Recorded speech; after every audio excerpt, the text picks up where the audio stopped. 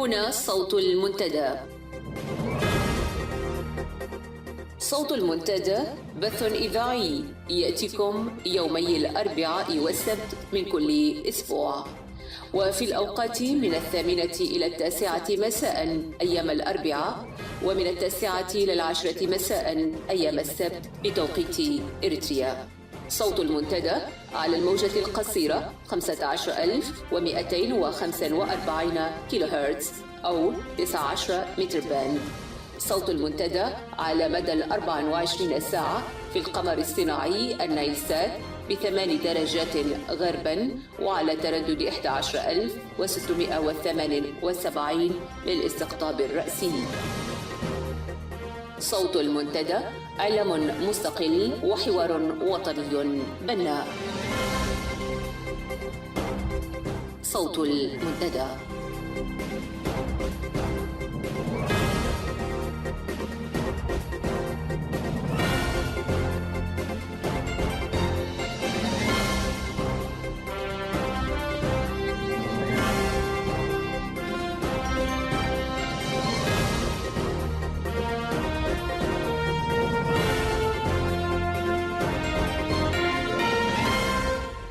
مساء الخير أعزائي المستمعين في صوت المنتدى، ونرحب بكم في ساعة هذا اليوم السبت 2 من مايو. معي زميلي جمال في هذه الساعة. مساء الخير جمال. مساء الخير أمال، ومساء الخير المستمع الكريم في كل مكان. أهلا بك وأهلا بالمستمع الكريم. أعزائي المستمعين، سنخصص ساعة هذا المساء للحديث في موضوعين مهمين، وهما: الأول سنتحدث عن المأساة الكبرى التي حلت بشبابنا، وعن الإعلان الذي يقوم به أبناء الوطن في الخارج، إعلان أيام للحداد الوطني، ومن ثم سنعكس على زيارة رئيس النظام أسمر إلى الرياض في الأسبوع الماضي. وقبل ذلك نذهب معا إلى الأخبار ونتابع.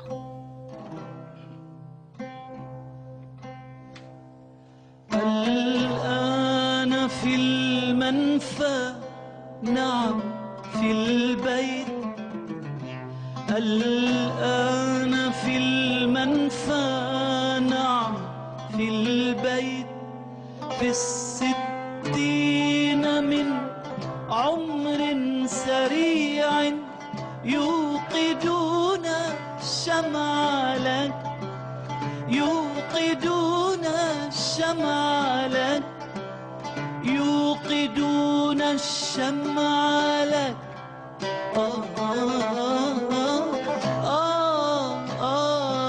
شمع لك.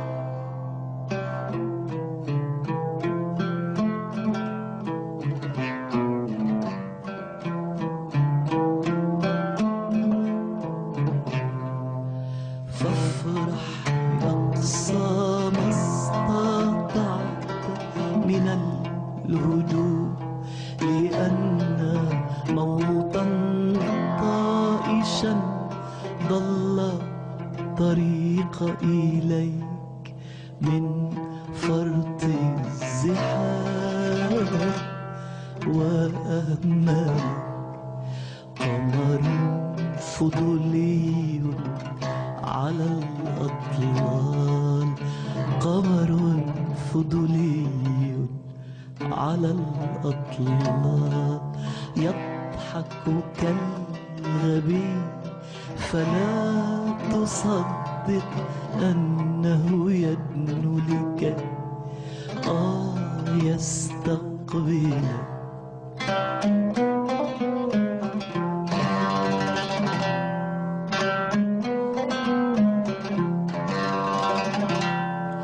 هو في وظيفته القديمة مثل آذار الجديد، أعاد للأشجار أسماء الحنين وأهملت، فلتحتفل مع أصدقائك بانكسار الكأس.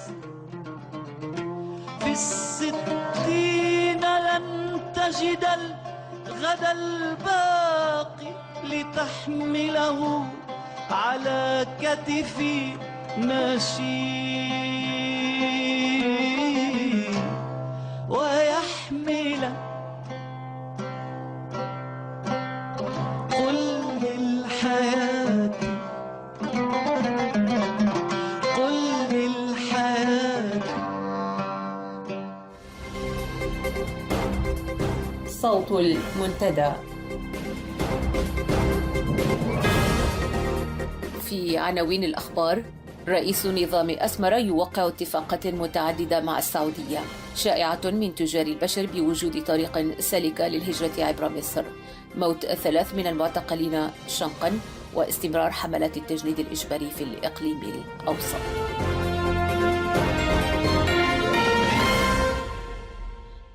الأخبار بالتفصيل.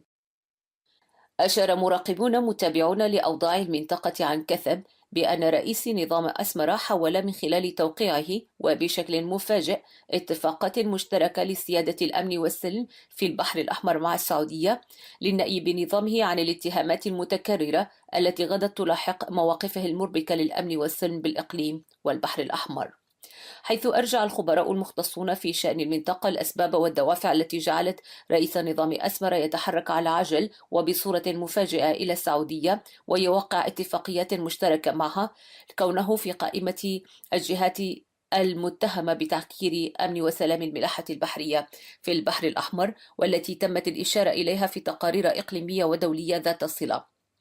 وجاءت الهرولة الأخيرة للنظام إلى السعودية للإفلات وتبرئة الذمة عن الأعمال السابقة والتي ظلت التقارير تطارده بها. كما تشير المعلومات إلى أن الاتهامات التي وجهت لنظام أسمر في لعب دور المستأجر في الأزمة اليمنية من قبل دول نفوذ إقليمية كإيران أثارت مخاوفه الحقيقية، خاصة وأن العديد من الدول الغربية وحلفائها بالمنطقة تابعوا باهتمام ملف الاتهامات التي وجهت لنظام إسياس في دعم ومساندة مجموعة الحوثي المدعومة إيرانيا. وباكتمال هذه الحلقة كان سيصبح النظام محاصرا بشكل كلي بالعزلة الإقليمية والدولية. لهذا حاول أن يلعب دور المساهم في سلام وأمن المنطقة، خاصة وأن الجهات التي كان ينسق معها في اليمن ويعول عليها لم تكن بحجم التوقعات. والمحللون للشأن السياسي والاستراتيجي بالإقليم شددوا على التوصيف الذي مفاده أن النظام يتماهى مع العواصف التي تهب عليه، أما من حيث الجوهر فهو ما زال يعمل بذات استراتيجية الدسائس واتفاقيات ما تحت الطاولة والسمسرة، لا بعقلية نظام له أولويات مصلحة دولة ومجتمع. تروج جماعة الإتجار بالبشر عن سهولة الانتقال من خلال مصر إلى أوروبا.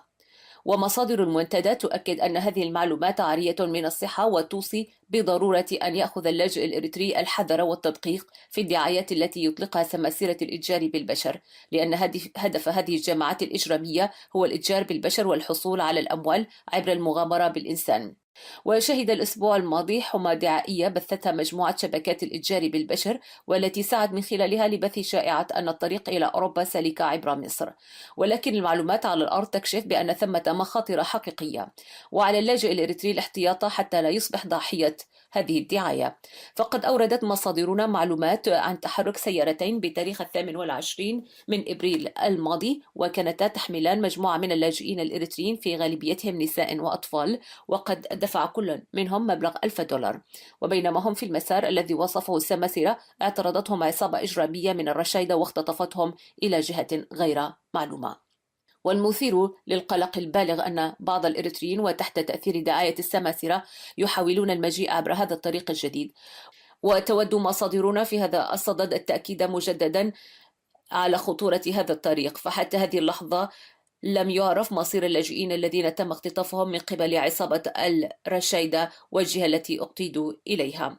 هذا وتشير المعلومات على الطريق عبر ليبيا بأن الاتحاد الأوروبي يستعد لاقتناص السماسرة من خلال مراقبة دائمة للشواطئ الليبية. لهذا نجد شبكات الإتجار بالبشر تطلق العنان لرواية غير صحيحة عبر ادعائها بوجود طريق جديد للعبور من خلال مصر. لذلك تنصح مصادر المنتدى اللاجئين الإريتريين في توخي الحذر وعدم الانجرار خلف دعايات السماسرة، لأن هذه المجموعات المتاجرة بالبشر لا تستهدف إلا كسب الأموال من خلال المغامرة بحياة البشر. علمت مصادر المنتدى بوجود 3 جثث وجدت معلقة في مشانق بمعتقل معطير السري للنظام القمعي في إريتريا. ويبدو أنهم علقوا أنفسهم أو علقوا في المشانق في ذات التوقيت والمكان. وعلم كذلك أن هؤلاء المواطنين الثلاث كانوا قد قضوا 4 أعوام في معتقل آخر قبل إحضارهم إلى هذا المعتقل. وتفيد المعلومات المتوفرة عنهم بأنهم عانوا كثيرا من سوء المعاملة وانتهاك الحقوق والتعرض لصنوف من التعذيب الجسدي والنفسي لفترة طويلة. هذا ولم تتضح بعد طبيعة الموت، هل هي نتيجة التعذيب المستمر والإحساس بالقهر غير المبرر هو الذي دفعهم كما دفع غيرهم من قبل إلى الانتحار، أم هو بفعل ممنهج قام به النظام الدموي ليقبر معهم أسرار التنظيم وجرائمه. وأكدت مصادر المنتدى أن المواطنين الذين طالتهم جريمة الاغتيال هم ميكائيل حدجو منتسب الدورة العسكرية 19 ساوا وهو من وحدة الآليات 46، سامري يوهنس منتسب الدورة العسكرية 13 ساوا وهو من قسم الهندسة العسكرية، ناغاسي حدجو وهو مناضل ملتحق في عام 90. يذكر أن التعذيب والإذلال والقهر غير المبرر الذي يتعرض له المعتقلين الإريتريين في معتقلات النظام في مختلف المناطق في إريتريا أصبح السبب الرئيسي للأمراض العقلية والموت. في 29 من إبريل الماضي أجرت سلطات الطاغية حملات التجنيد الإجباري في الإقليم الأوسط، ففي الحملة التي جرت بضواحي قحوطة وسعدة كريستيان وسعدنبان داهمت وحدات الأمن المواطنين في المنازل والمؤسسات الخدمية وفي المواصلات العامة. ولوحظ أن هذه الحملات تبدأ من منتصف النهار، ورغم أن العدد لم يتضح بعد بشكل كامل إلا أنه حتى الآن تم إجبار عدد من المواطنين للانخراط في التدريب العسكري الشعبي. وتشير المعلومات بأن هذه الحملة مرتبطة بالدورة الثالثة للتجيش الشعبي، وأنها تواجه رفضا مباشر من الشعب في تعبير عن استياء متزايد من سياسات عسكرة المجتمع. وتنوه مصادر المنتدى بأن السلطات قد تقوم بحملات تجنيد في العديد من المناطق في البلاد، وعلى المواطنين توخي الحذر والحيطة أثناء تنقلاتهم. نهاية النشرة. سيري ببطء كالإينا في الواثقات بسحرهن وكيدهن وسحرهن وكيدهن وسحرهن لكل واحدة نداء خفي، لكل واحدة نداء خفي.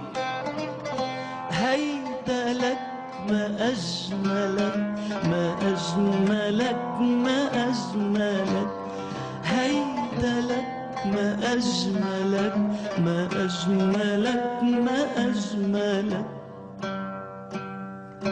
سيري ببطء يا حياة، سيري ببطء يا حياة لكي أراك بكامل النقصان حولي.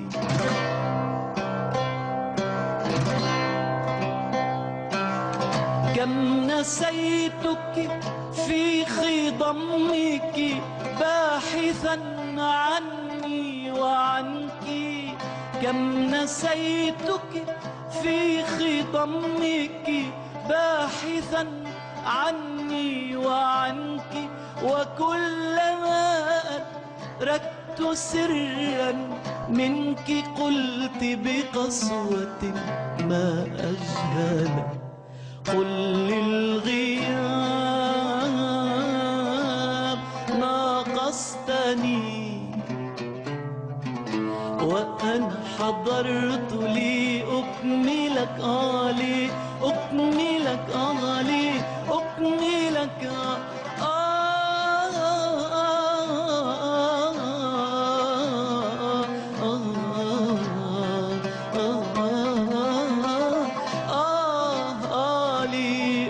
لأكملك قل للغياب ناقصتني وأنا حضرت لأكملك لأكملك لأكملك لأكملك.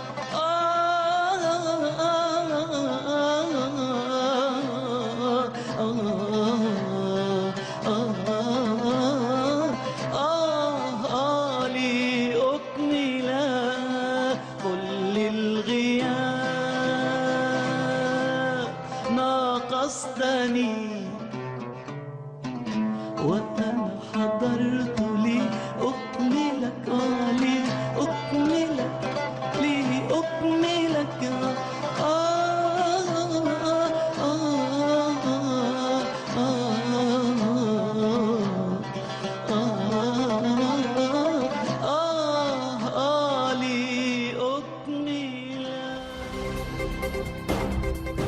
صوت المنتدى.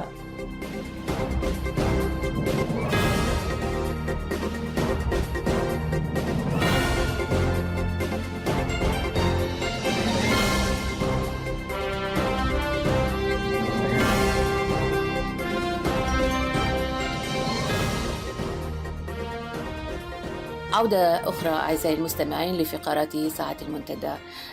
جمال، سنتحدث اليوم عن ما حدث من مآسي في الفترة الماضية والتي شهدناها وحزننا لها جميعا، وهي المأساة غرق أكثر من 350 من الشباب على شواطئ المتوسط، وأيضا الذين ذبحوا ورشوا بالرصاص على أيدي عصابات داعش الإجرامية. وفي هذا الحدث كما تابعنا جميعا الصمت الرهيب الذي أحاط به نظام أسمر هذه الحوادث التي هي مأساة يعني كبيرة جدا، وعدم القيام بأي خطوة تعبر عن يعني قيمة المواطن وهذا الفقد. فهناك حركة من الناشطين الشباب وأبناء الوطن الغيورون والغيورات على هذا الوطن بأنهم قاموا ب خطوة مهمة، وهي الإعلان يوم الحداد الوطني أو أيام للحداد الوطني على المفقودين بهذه الطريقة المأساوية، وهي من 29 إلى 3 من مايو. جمال، دعنا نعكس ونتذكر هذا الفقد الكبير. نعم أمال، أترحم أولا على الذين فقدوا حياتهم في المتوسط وفي الصحارى، وكذلك على أيدي التنظيم الإرهابي الدولي داعش في ليبيا وغيرها. نعم. أيضا أشيد وأثمن يعني هذه الجهود التي يقودها عدد من الشابات والشباب والكهول وكل الأعمار في سبيل إبقاء جذوة النضال الإريتري من أجل التغيير على الواجهة، وهي التكريس، وبذلك يعني تكريس هذه الأيام الثلاثة للحداد الوطني، وكذلك الحملة التي قام بها البعض من أجل لفت الأنظار للمعتقلين في إريتريا. هذه الجهود وإن يستصغرها البعض إلا أنها قوية ومؤثرة، وكذلك يعني تعطي رسائل للداخل بأننا معكم ونشد من أذركم وإننا متضامنون مع ذوي الضحايا. نعم. النظام قطعا أستاذ عمال لا يهمه الإنسان، فهو ضد الإنسان بالضرورة في كل المواقف التي اتخذها. هو ضد الإنسان، ضد حريته، ضد حياته، وبالتالي من الطبيعي بمكان أن لا يكترث للذين يموتون أو للذين يفقدون حياتهم يعني بعوامل عندها علاقة بالصراعات في الدول التي التجأوا إليها. نعم. وبالتالي لا حرج على هذا النظام والذي نقول عنه النظام تجاوزا، بل على هذه العصبة، وهي عصبة دموية ضد الإنسان، ضد الحرية، وبالتالي لا نطلب من ما لا يملكه هذا الحق الإنساني وهذا الشعور الإنساني النبيل. نعم. بالضبط. هناك أيضا يعني شيء مهم وملفت للنظر في هذه المأساة، وهي أن يعني الوعي الذي عبر عنه أبناء شعبنا في كل مكان، خصوصا لمقتل مجموعة من الشباب لم نعرف بالضبط عددهم على أيدي الإرهابيين الداعشيين في ليبيا بطريقة بشعة وغير إنسانية، وهو أسلوب يعني عرفناه وشهدناه يعني في كذا مكان من داعش التي قتلت نحو 6,000 شخص في سوريا والعراق يعني في العامين الماضيين. ولكن كونها أنها تذبح باسم الدين وباسم أن هؤلاء مسيحيين. هذا الشيء يعني التغلب عليه والتأكيد على أن هذه عصابات إجرامية لا علاقة لها بالدين.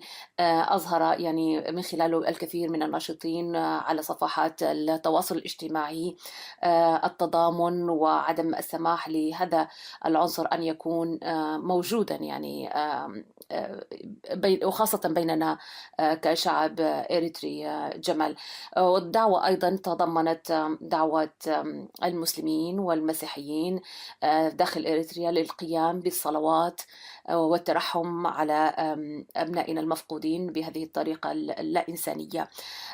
نعرف تماما أن هذا قد لا يتسنى لهم أن يقوموا به، ولكن هذه كانت دعوة رمزية. عادة جمال الدول عندما تفقد مواطنيها بطريقة بشعة وخارج حدودها تقوم بتنكيس الأعلام وتقوم بإعلان الحداد وغيره، ولكن هذا لا يحدث. فنحن أيضا نثمن هذا الجهد الكبير من قبل الناشطين وهذا التلاحم والتضامن بين أبناء الشعب الإريتري بكل طوائفه، وسواء كان موجود في داخل إريتريا أو خارجها، وأن الحزن هو حزن الجميع، وأن الفقد هو فقد وطني أكثر من أي شيء آخر. جمال. نعم، أما لا نستغرب هذا السلوك اللا إنساني من النظام، لأنه هو الذي يقتل شعبه بشكل يومي وممنهج، هو الذي يعني يسجن آلاف النساء والرجال، الطلبة والطالبات، رجال الدين من المسيحيين والمسلمين واللادينيين. وبالتالي مثل هذه العصبة لا نتوقع منها أن تسلك هذا السلوك المتحضر، سلوك الدول، سلوك الحكومات تجاه شعبها وتجاه مواطنيها، لأنه هي نفسها ضد الحرية. وبالتالي نحن يفترض علينا أن نطالب القوى الوطنية الإريترية المعارضة، ونطالب منظمات المجتمع المدني بتشديد جهد وابتكار الأساليب من أجل مواجهة يعني هذا الموقف اللا إنساني للحكومة أو للعصبة الإريترية. نعم. هذه اللفتات الذي يقوم بها البعض من الشباب والشابات وكل الأعمار، الفئات العمرية، في الفيسبوك، في تويتر، في غيره، أنا أعتقد سوف تثمر. أيضا الإريتريين في أماكن مختلفة سجلوا مع الجالية الإثيوبية مواقف مسيحييهم ومسلميهم وقفوا في الوقفات الاحتجاجية التي نفذتها هذه الجاليات في كل مكان. وهنا في هذه المدينة، مدينة ميلبان، سجل عدد من الإريتريين الناشطين وقفة حداد مع أخوانهم في إثيوبيا، وبأنه من يستهدف الإنسان سوف لا أعتقد أنه يعني يقتل هذا ويترك هذا، يعني فهو الإنسان المستهدف أيا كان مسيحي أو مسلم. وبين الذين تم يعني قضوا نحبهم تحت سكاكين داعش عدد من الإريتريين كما قلت لم يعرف عددهم، وعدد من المسلمين أيضا، وهذا مؤشر إنه هذا التنظيم الإرهابي ليس لا علاقة له لا بالإسلام ولا بالمسيحية ولا بالإنسانية بشكل عام. نعم، بالتأكيد.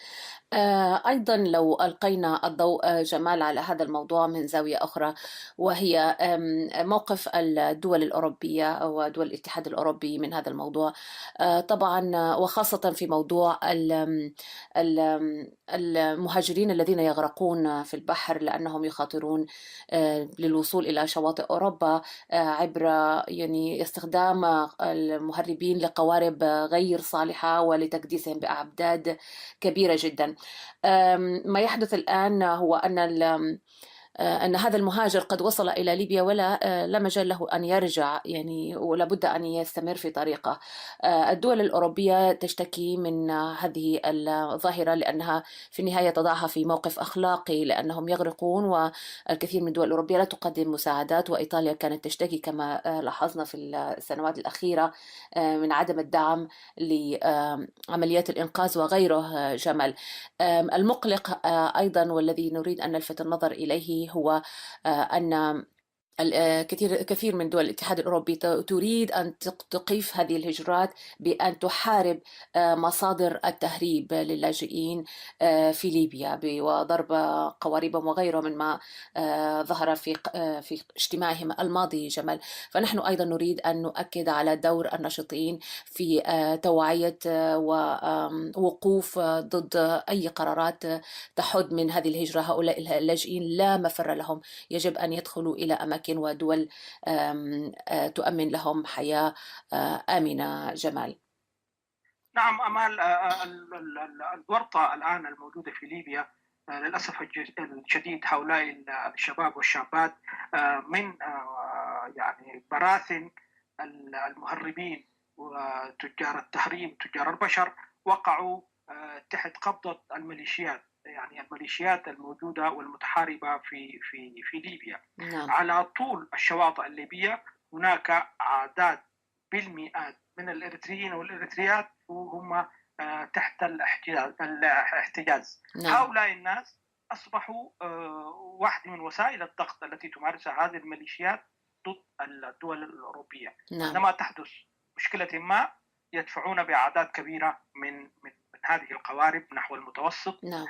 ويرافقوها حتى تصل للمياه الإقليمية الأوروبية ثم يعودون، وهكذا تكون الرسالة وصلت. هذا جانب. الجانب الآخر الآن عمليات الانتظار التي كانت تتم والاتفاقيات من أجل التهريب الآن أصبحت يعني بقدر الإمكان بأسرع ما يمكن التخلص من يعني مسابقة الوقت للوصول إلى البحر، لأنه خلفهم أمامهم البحر وخلفهم داعش بإرهابها وسكاكينها. هذا الوضع لا يحسد عليه سواء كان الإريتريين وغير الإريتريين. الاتحاد الأوروبي كل المحاولات التي بذلها للحد وهي محاولات حكومية للأسف وذات طابع أمني فشلت، ورجعوا أخيرا للخطة الإيطالية بإنقاذ الناس من عرض البحر. لكن هذه العملية التي تبنتها إيطاليا وكانت يدفع تكاليف الاتحاد الأوروبي أصبحت مكلفة. الآن خرجوا بالقرارات الأخيرة. كذلك بريطانيا تحدثت عن أساليب جديدة لقبول المهاجرين أو اللاجئين تقريبا. الاتحاد الأوروبي أيضا يعني فكر في أنه يعني يحاول كأن المشكلة مشكلة اقتصادية فقط، يحل الإشكالات الاقتصادية في البلدان ذات المهجر ذات المنشأ. وهذا قد ينطبق على بعض الدول ولكن قد لا ينطبق على بعض الدول، ومنها إريتريا اللي هي الإشكال ليس اقتصادي فقط بل هو اقتصادي وأمني واجتماعي وسياسي.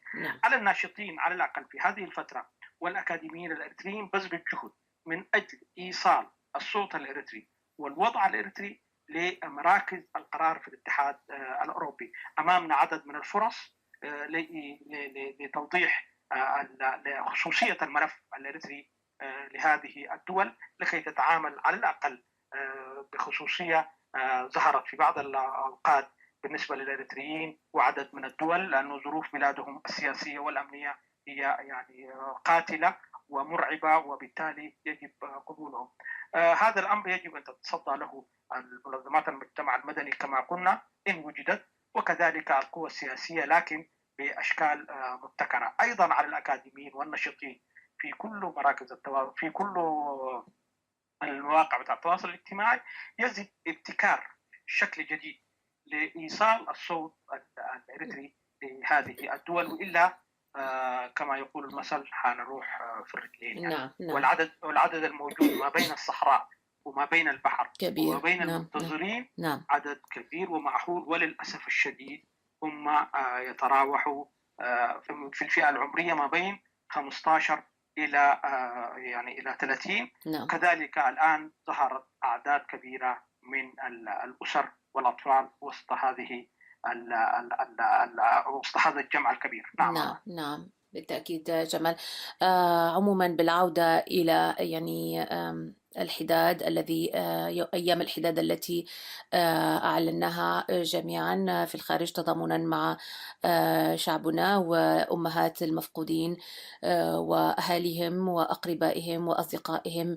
نرسل مجددا تضامننا من صوت المنتدى ونقول أن هذا فقد كبير وهذا ألم كبير، ونحن نعرف جميعا مصدر هذا الفقد ومصدر هذا الألم الذي لن يتوقف إلا إذا تضامنا جميعا وحاربنا يعني أساس هذه الظاهرة، وهي الدافع الذي يجعل هؤلاء الشباب يلجؤون من إريتريا إلى الخارج، وهو وجود نظام يضطهد الحقوق ويضيق الخناق على كل الشعب الإريتري وخاصة على فئة الشباب.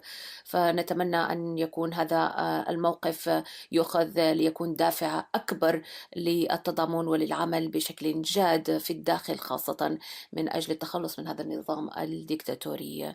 جمال، قبل أن ننتقل إلى الفقرة الثانية، أتوجه بالشكر والتقدير يعني لأصحاب هذه المبادرة، ونطالب بالمزيد من مثل هذه المبادرات والتنسيق فيما بينها هذه المجموعات للوصول إلى المبتغى، وهو إيصال الصوت الإريتري. نقول لهم شكرا جزيلا ومزيد من النضالات وتشديد مزيد من العمل. نعم، ابقوا معنا أعزائي المستمعين وسنواصل في ساعة هذا المساء.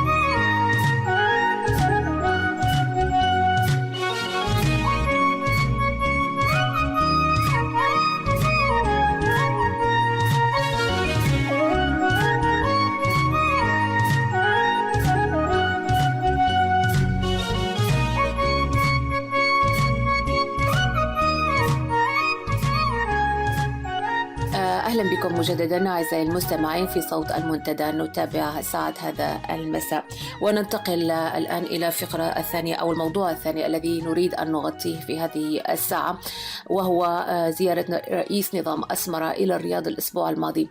هذه الزيارة التي لم نعرف بالضبط إذا كانت قد تمت بدعوة من العاهل السعودي أم أن رئيس النظام قد هيأ لها وطلب هذه الزيارة في ظل تطورات الأوضاع في المنطقة وخاصة في اليمن. جمال، هل نبدأ في هذا الموضوع؟ نعم أمان، وقبل أن ندخل لهذا الموضوع نحتفل جميعا مع العالم في يوم العالمي لحرية الصحافة، والذي يحتفل به غدا تحت شعار دعوا الصحافة تزدهر. هذا الشعار المطلوب الآن للجميع أن يتركوا الصحافة لكي تزدهر، ويبدو أن الجميع أيضا لا يريدون ذلك. بهذه المناسبة نتوجه بالتقدير والتحية لزملائنا في سجون ومعتقلات العصبة الحاكمة في أسمرة، ونشد من أزرهم ونقول لهم إننا ماضون في ذات الطريق، سوف نكون صوتهم وصوت الذين لا صوت لهم. نعم جمال، أيضا أريد بهذه المناسبة التي لفت نظرنا إليها أن أقول أن حرية الصحافة أيضا معني بها الصحفي الذي هو خارج الوطن في هذه الفترة. بالنسبة لنا نحن كإريتريين، وأن تكون فعلا دعوا الصحافة تزدهر بوعي ومسؤولية من قبل الناشطين ومن قبل التنظيمات السياسية ومن قبل أيضا الأغلبية الصامتة، بأن تكون مساهمة وفعالة وموجودة لتصنع هي الصحافة الحرة، لأنها هي التي يعني هذه الصحافة متوجهة إليها. جمال، فهنا بهذه المناسبة أود أن أقول أن دعم المنابر الحرة يعني مثل صوت المنتدى من خلال المساهمة والمشاركة هي يعني طريقة من طرق محاولة دعم حرية الصحافة. جمال، نعم أمال، وندخل في موضوعنا وهو موضوع زيارة رئيس العصبة للرياض. هذه الزيارة لم تكن مفاجئة ولم تكن بترتيب من الرئيس السياسي أفورقي، بل سبقتها سلسلة من الإغراءات والإغواءات لأسمرة التي خرجت في وجه عاصفة الحزم كما سمتها السعودية بالبيان الشهير لوزارة الخارجية، والذي تحدثت فيه أنها ضد المحاور وضد سياسة الدخول في المحاور ورفضها لوجود الحوثي والوجود الإيراني العسكري وغير العسكري في بلادها. نعم. خلال الأيام الفاتت تمت زيارات مهمة جدا، بعضها سري وبعضها معلن، من عدد من المسؤولين الخليجيين. استهل هذه الزيارة رئيس المخابرات الخارجية السعودية لأسمرة، وذلك في يوم 14 و 15 إبريل المنصرم. كذلك تمت هذه الزيارة لرئيس المخابرات السعودي تمت على فترتين خلال يعني نحو 24 ساعة، يعني مرتين في يومين. نعم. بعد ذلك وصل إلى البلاد وزير خارجية الإمارات السيد منصور بن زايد آل نهيان، وهذا كان إغراء أكبر وأوسع، وذلك بعد تمخض على يعني زيارته بتوقيع عدد من الاتفاقيات التجارية والاستثمارات في الخليج. هذا كان التمهيد. ثم بعد ذلك يبدو أن هناك طلب مباشر من السعودية لقدوم الرئيس أفورقي للرياض، وتمت المسألة على عجل على ما يبدو، والرئيس كما لاحظنا في الصور والأنباء لم يرافقه أي أحد. لكن تسربت الأنباء بعد ذلك أنه كان فقط الرجل الوحيد الذي رافقه هو أحمد عيسى، مسؤول المخابرات الخارجية في جهاز وكالة الأمن، وكالة المخابرات الإريترية، وربما مدير مكتبه السيد الأمين حسن. نعم. الزيارة كلها حتى يعني أربكت الصحف المحسوبة على السعودية والصحف السعودية نفسها.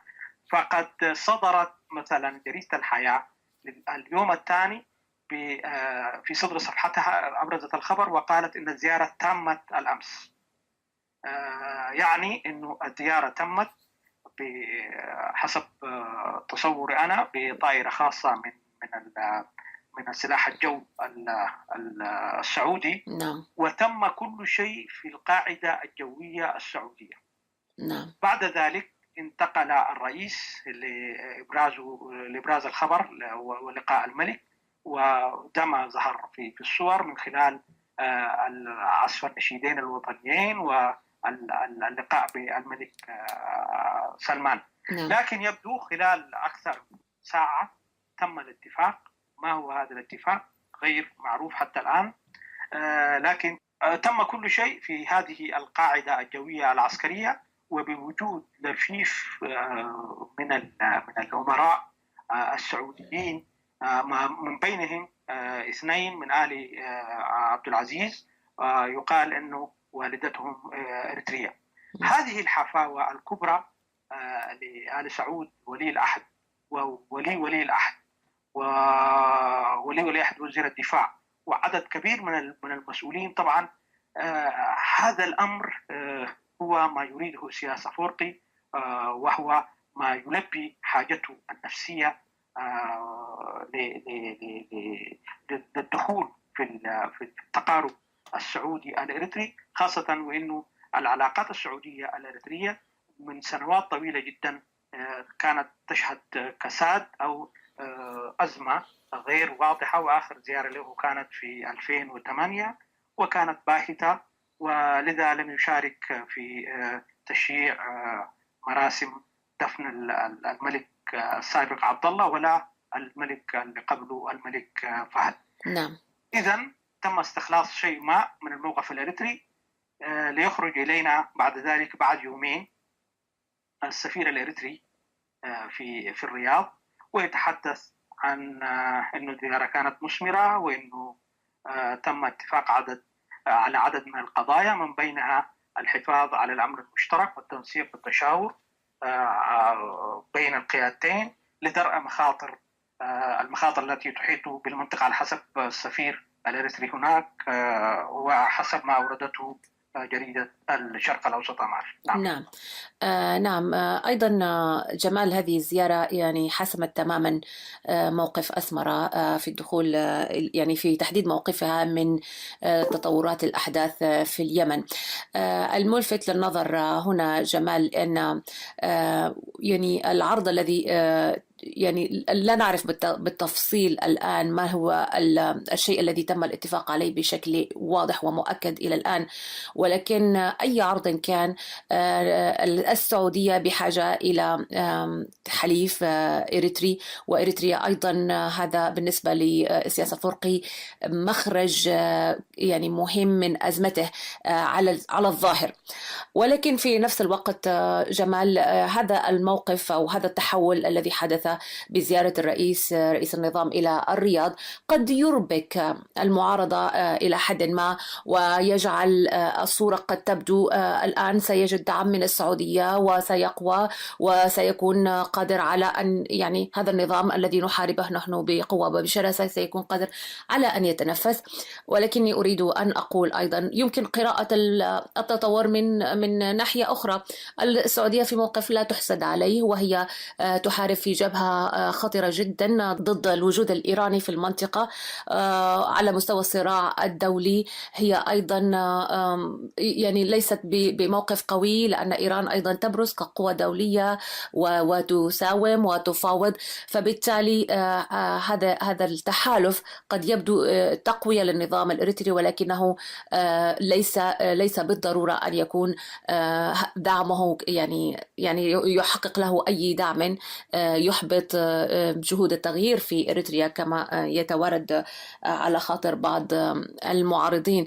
فيجب أن نؤكد على أن أي تحول على مستوى اللعبة السياسية هو شيء طبيعي، والنظام سينتهز أي فرصة يجدها ليستغلها وليقوي وجوده، ولكن هذا لا يمنع أبدا ولا يقلل من فكرة أنه نظام ضعيف وأنه نظام مرفوض، وأن عملية إسقاطه لابد أن تكون يعني حتمية ومؤكدة.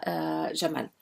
نعم أمال، في نقطتين يجب الأخذ بالاعتبار دائما أن مناقشة السياسة الخارجية الإريترية والسياسة الخارجية للمملكة العربية السعودية. السياسة الخارجية الإريترية دائما بالتعبير العادي لا يبيع كل ما عنده في السلة من بيض، دائما يكون هناك أوراق يحتفظ بها في الوقت المناسب. إذن النظام الإريتري سوف لا يقطع علاقته كاملة مع إيران، وسوف لا يقطع أيضا علاقته مع الحوثيين. بعض الأنباء تتحدث عن وجود حوثي في بعض الجزر في دحلك. نعم. أيضا يقال أنه قبل الزيارة بفترة كان هناك مبعوث إيراني في أسمرة وتمت الزيارة على عجب وبسرية تامة. إذن الرئيس السياسي الذي يتزاكى على المنطقة ويلعب على تناقضاتها، هذا الموضوع هو مكشوف للسياسات سياسات الدول المحيطة بإريتريا. أيضا من المعروف السعوديين أنهم لا يغلقون الباب كاملا ولا يتركون من يتصدى لهم في فترة من الفترات، يتعاملون بهدوء ودعينا نقول بمكر وعلى مدى طويل. يعني الموقف الإريتري من عاصفة الصحراء المعطل في مرحلته الأولى سوف لا يتم تجاوزه من السياسة السعودية في الفترة القادمة، خاصة وإنه الطاقم الجديد في ولاية الأحد وفي الاستخبارات العسكرية وفي وزارة الدفاع هو طاقم جديد لا علاقة له بالطواقم القديمة. وبالتالي سوف يتم تصفية الحساب مع إريتريا في وقت لاحق. هذه السياسة الإريترية اللي ذكرناها أنه تلعب بالبيضة والحجر وفي تناقضات المنطقة دائما هي ليست على صواب. قد تكون لفترة لكن هي دائما ليست على صواب. والدعم الخليجي ليس مبذولا على طول، سوف يتم الحساب مع الرئيس وغيره، مع الرئيس السياسي وغيره في وقت لاحق. نعم. الآن على الأقل السعوديين يعني إذا ما تم جر إريتريا للحلف السعودي الخليجي، على الأقل الآن يتم تحديده، ومن خلال هذا التحديد سوف يتوصلون لمعلومات عن الوجود الحوثي في المنطقة. وهم قطعا عندهم معلومات مؤكدة. وما نشرته جريدة الوطن خلال نهاية 2014 و2015 جريدة الوطن السعودية يظهر تماما أن هذه المعلومات هي معلومات استخبارية وليس معلومات صحفية لتحقيق صحفي أو صحفيين بشكل عادي. هي معلومات استخبارية أمنية ومعلومات دقيقة جدا. وبالتالي هذا الأمر غير محبط، قد يتنفس الآن قليلا لأن وضع الاقتصاد صعب، لكن سوف لا يتنفس طويلا حسب اعتقادي. نعم بالتأكيد جمال. أيضا نقطة ثانية قبل أن نختم هذه الفقرة جمال، حسب ما ورد ذكرت أنت قبل قليل أن سفير النظام في الرياضة أكد على يعني العلاقات وعلى عقد بعض الاتفاقات كما قرأت في جريدة الشرق الأوسط.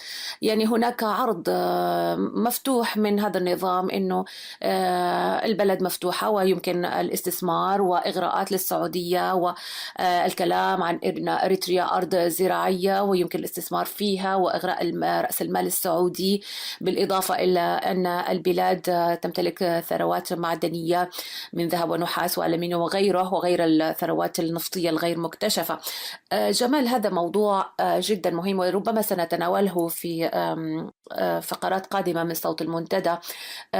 أن تعي المعارضة الإريترية الآن إلى أن هذا النظام أي اتفاق يقوم بعقده هو استغلال للأرض الإريترية واستغلال للموارد التي من حق المواطن أولا وأخيرا أن يستفيد منها مقابل تحالفاته السياسية لإنقاذ رأسه وكرسيه من أي تغيير من داخل الوطن. هو أيضا يعني ربما يوقع هذه البلد في استثمارات لا تدر يعني بالخير على المواطن الإريتري. فيجب أن نكون يقظين وأن يعني تعي المعارضة الإريترية بكل فروعاتها المدنية والسياسية إلى خطورة مثل هذه التحالفات وهذه التعاقدات على المدى البعيد، وأن تتعامل معها بوعي إذا ما أمكن. جمال، في نهاية هذه الفقرة. نعم أمال، من الغرائب الأمور أو غرائب الصدف أن تكون المعارضة الإريترية في الوقت التي تجري فيه هذه الأحداث في المنطقة وغيرها من المناطق، ويواجه الشعب الإريتري مشكلات سواء كان داخل بلد أو في دول المنابع. المعارضة الإريترية بتكون غائبة تماما وداخلة في صراع داخلي رهيب. هذا ما يحدث الآن في أديس أبابا. يعني يدور الآن صراع داخل المجموعات المتحالفة في العاصمة الإثيوبية أسمرا، وما يسمى بالمجلس الوطني أو التحالف الديمقراطي الإريتري، وبالتالي لا نسمع صوتهم ولا يمكن تحريك هذه الملفات المهمة جدا من خلال الصحافة الخليجية يعني الآن اللي هي ضد الموقف الإريتري الرسمي ولسنوات طويلة، بل هي يعني مشغولة في أشياء أخرى. لذلك نعول على المجموعات المدنية، على الناشطين، على الدبلوماسيين، على الأكاديميين الإريتريين، من أجل على الأقل تحريك الملفات الإريترية وإيصال المعلومات الصحيحة للمواطن الخليجي والمواطن العربي بالدرجة الأولى. للأسف يعني أنا يؤسفني جدا أن أقول هذا الكلام، إنه المعارضة الإريترية مشغولة بأشياء أخرى لا علاقة لها بالاستحقاقات التي ينتظرها الشعب الإريتري. وهذا يتضح أيضا من خلال البيانات أقل ما يقال عنها مستعجلة في الموقف من الصراع في اليمن. عموما يعني نحن مسؤولين مع بقية القوى من أجل فتح هذا النظام وإيصال المعلومات الصحيحة للمواطن الخليجي ولمراكز القرار ومراكز البحوث والصحافة الخليجية، من أجل على الأقل إذا ما الآن حصل هذا التحول، لكن مستقبلا إنه الموقف مع الشعب الإريتري أجدى لهم من الموقف مع النظام. نعم بالتأكيد. إذا سنعود مرة أخرى كما قلت إلى مثل هذه المواضيع بشكل أكبر وموسع. جمال، ختاما أشكر لك وجودك معي في هذه الساعة. جمال، إلى أن نلتقي الأسبوع القادم. نعم أمال، نؤكد مرة أخرى تضامننا وتعازينا لأسر الضحايا، سواء كانوا داخل إريتريا أو في البلد المجاور إثيوبيا، وأن نهنئ شعبنا وصحفيينا باليوم العالمي لحرية الصحافة والتزدهير الصحافة. شكرا.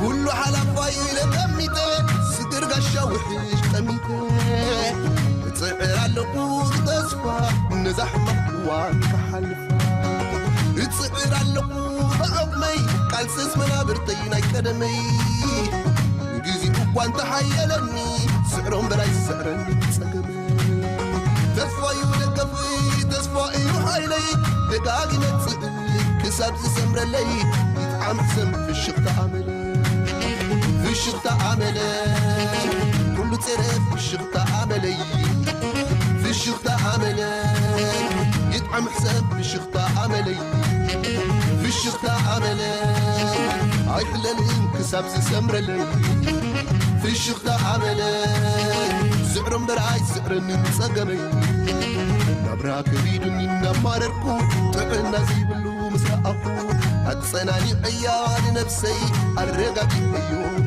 نفسي لك وعام براي كون عددي تتصبي كون تمتواتي تعنا يخلعان مستدفع مرر مرقي وتكسنفا واني النقو واميني زحاسكو إذا سمسكيني في الشغط عملي كل ترى في الشغط عملي في الشغط عملي يدعم يحسن في الشغط عملي في الشغط عملي هاي حلال انكساب سمر اللي في الشغط عملي سعر براي سعر نتسقمي سنسني حبو زعقس وحيال زواهلي لبام يا أخلي النبال زفلت وحبتا كبحال السميع تسألين اللو انت سكت أنا انت سامامي رحان محل في النابلوني وضعي ليري عادت ولك الليدي حليف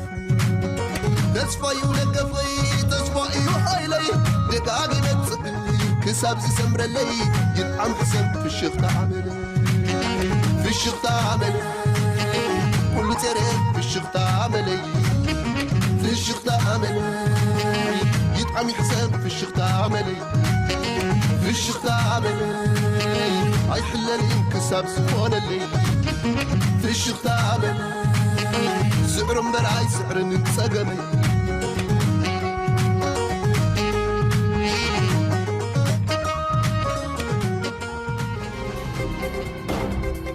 صوت المنتدى.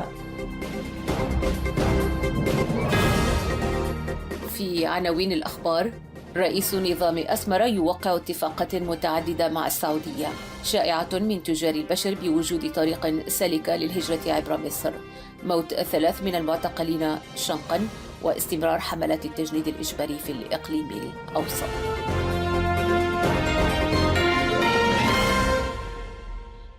الأخبار بالتفصيل.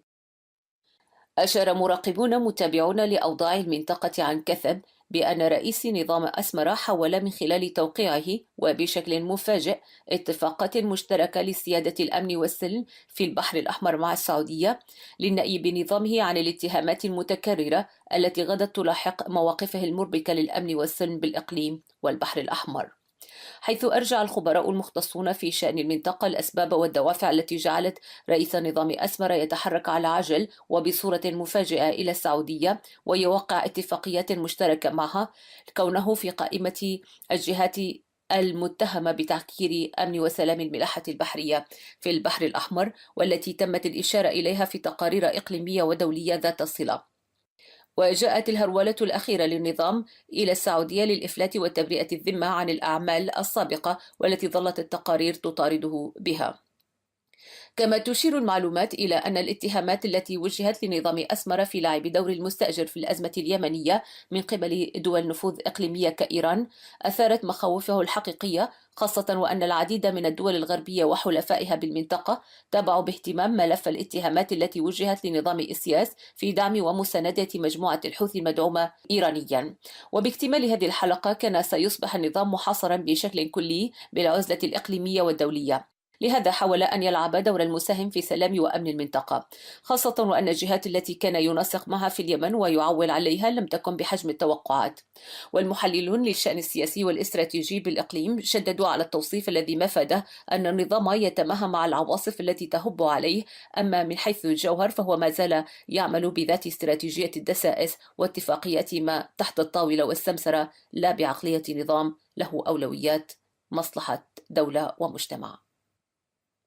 تروج جماعة الإتجار بالبشر عن سهولة الانتقال من خلال مصر إلى أوروبا، ومصادر المنتدى تؤكد أن هذه المعلومات عارية من الصحة وتوصي بضرورة أن يأخذ اللاجئ الإريتري الحذر والتدقيق في الدعايات التي يطلقها سماسرة الإتجار بالبشر، لأن هدف هذه الجماعات الإجرامية هو الإتجار بالبشر والحصول على الأموال عبر المغامرة بالإنسان.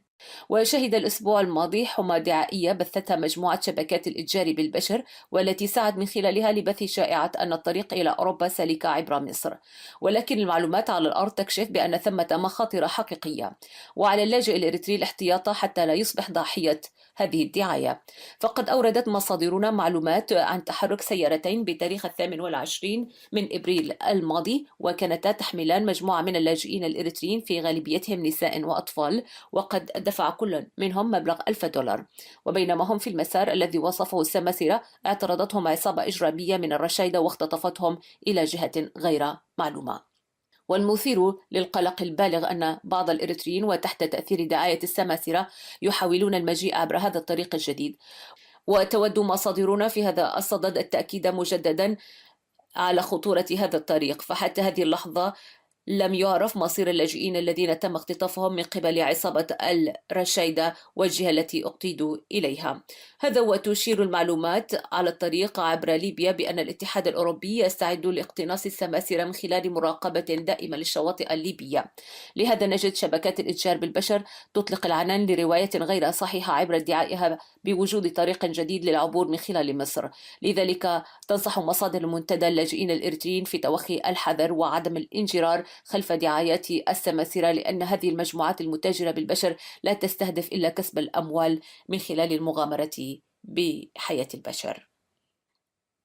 علمت مصادر المنتدى بوجود 3 جثث وجدت معلقة في مشانق بمعتقل معطير السري للنظام القمعي في إريتريا، ويبدو أنهم علقوا أنفسهم أو علقوا في المشانق في ذات التوقيت والمكان. وعلم كذلك أن هؤلاء المواطنين ال3 كانوا قد قضوا 4 أعوام في معتقل آخر قبل إحضارهم إلى هذا المعتقل. وتفيد المعلومات المتوفرة عنهم بأنهم عانوا كثيرا من سوء المعاملة وانتهاك الحقوق والتعرض لصنوف من التعذيب الجسدي والنفسي لفترة طويلة. هذا ولم تتضح بعد طبيعة الموت، هل هي نتيجة التعذيب المستمر والإحساس بالقهر غير المبرر هو الذي دفعهم كما دفع غيرهم من قبل إلى الانتحار، أم هو بفعل ممنهج قام به النظام الدموي ليقبر معهم أسرار التنظيم وجرائمه. وأكدت مصادر المنتدى أن المواطنين الذين طالتهم جريمة الاغتيال هم ميكائيل حدجو منتسب الدورة العسكرية 19 ساوة وهو من وحدة الآليات 46، سمري يوهنس منتسب الدورة العسكرية 13 ساوة وهو من قسم الهندسة العسكرية، ناغاسي حدجو وهو مناضل ملتحق في عام 90. يذكر أن التعذيب والإذلال والقهر غير المبرر الذي يتعرض له المعتقلين الإريتريين في معتقلات النظام في مختلف المناطق في إريتريا أصبح السبب الرئيسي للأمراض العقلية والموت.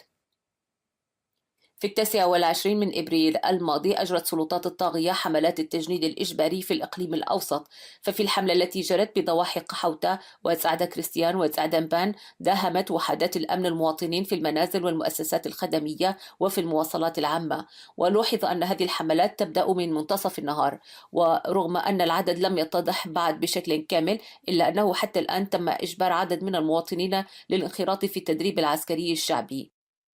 وتشير المعلومات بأن هذه الحملة مرتبطة بالدورة الثالثة للتجيش الشعبي، وأنها تواجه رفضا مباشر من الشعب في تعبير عن استياء متزايد من سياسات عسكرة المجتمع. وتنوه مصادر المنتدى بأن السلطات قد تقوم بحملات تجنيد في العديد من المناطق في البلاد، وعلى المواطنين توخي الحذر والحيطة أثناء تنقلاتهم. صوت المنتدى.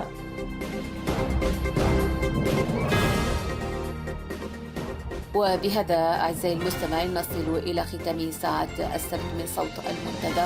إلى أن ألتقيكم الأسبوع القادم، لكم تحياتي وتحيات فريق الإذاعة، وإلى اللقاء.